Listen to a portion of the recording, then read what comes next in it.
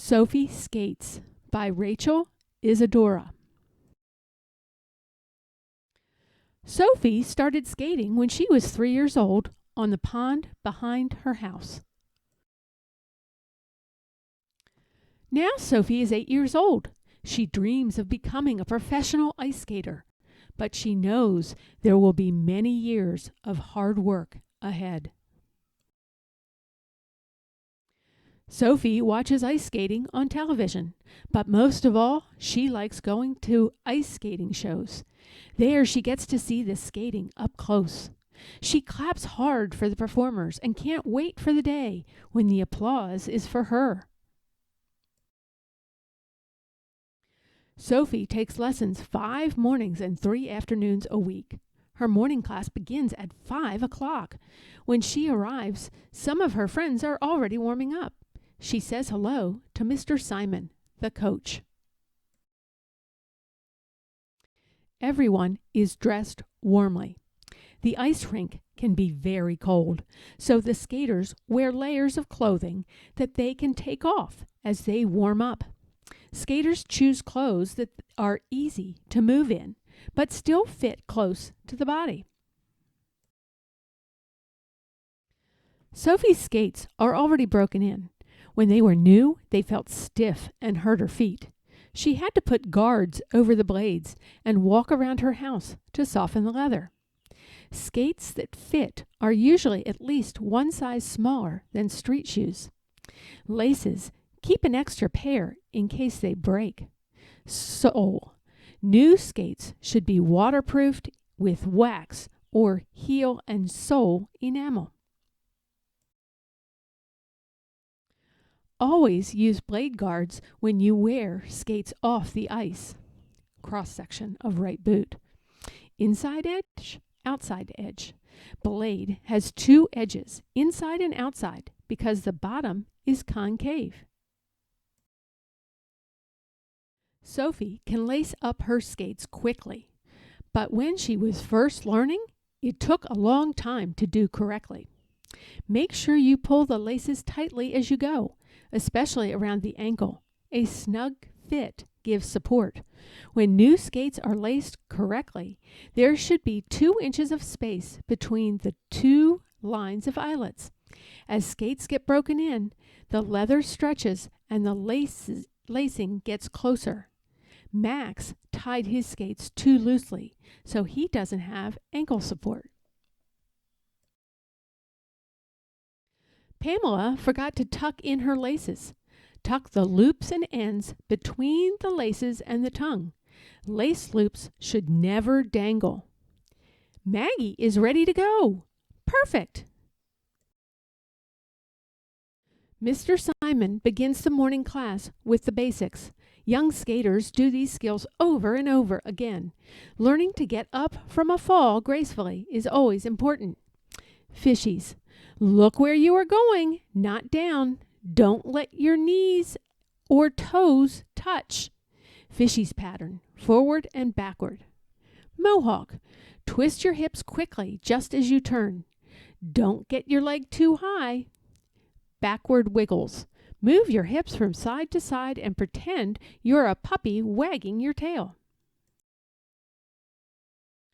Basics include different ways to stop as well as different ways to move. Some basics are practiced both forward and backward, or with just the right foot and just the left foot. 3 turn. Remember to hold up your back and don't bend at the hips or waist. Keep your thighs close together. This turn is called a 3 because the pattern of your skates make on the ice looks like the number 3. Getting up from the ice. Remember to get up by balancing with your arms. The blade has to be flat on the ice. After basics, Sophie's class practices figures. Figures are difficult, but they help the students learn to glide with control. Everyone takes turns skating on the ice using all 4 edges. Then they do basic 8s, which are skated in 2 circles that make the shape of an 8. "It's good we skate 8s and not 4s," Pamela says, and they all laugh, even Mr. Simon. At 7 a.m., class is over, and everyone leaves for school. The 4 basic types of figure 8s use the 4 edges: forward inside, forward outside, back outside, and back inside. After school, Sophie returns to the rink for a private lesson in free skating. She does her jumps, spins, and footwork over and over again. 1-foot spin, standard spin preparation, entry, spin, forward spiral.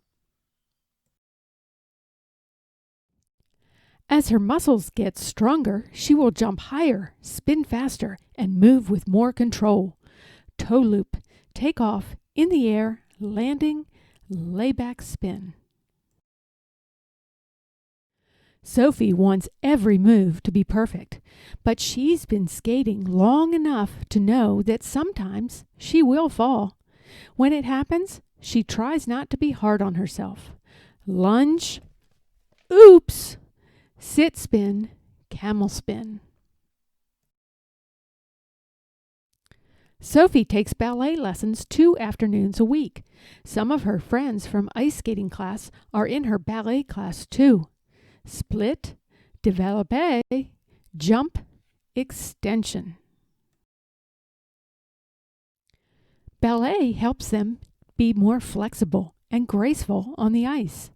A la seconde stretch, put de bras stretch, butterfly, shoot the duck. Competing is Sophie's favorite part of ice skating.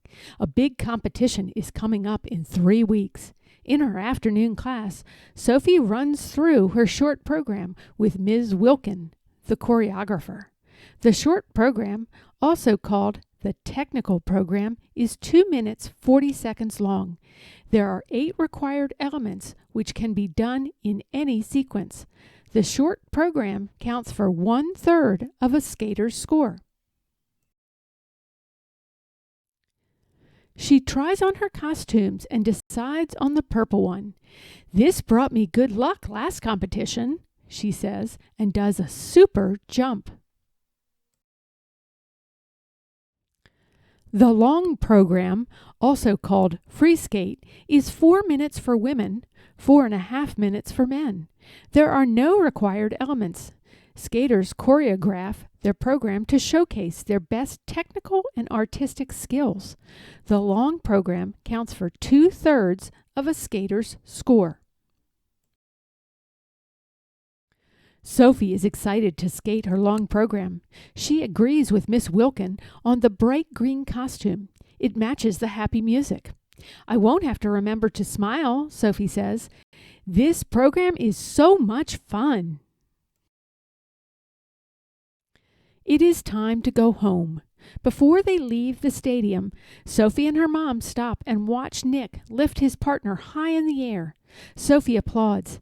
Suddenly, Nick skates over and scoops up Sophie and lifts her high in the air too. "I'm flying!" she shouts. After dinner, Sophie cleans and dries her skates. She sits with her dog Henry and does her homework. It's nice to be home after a long day. "Get your skates, Sophie.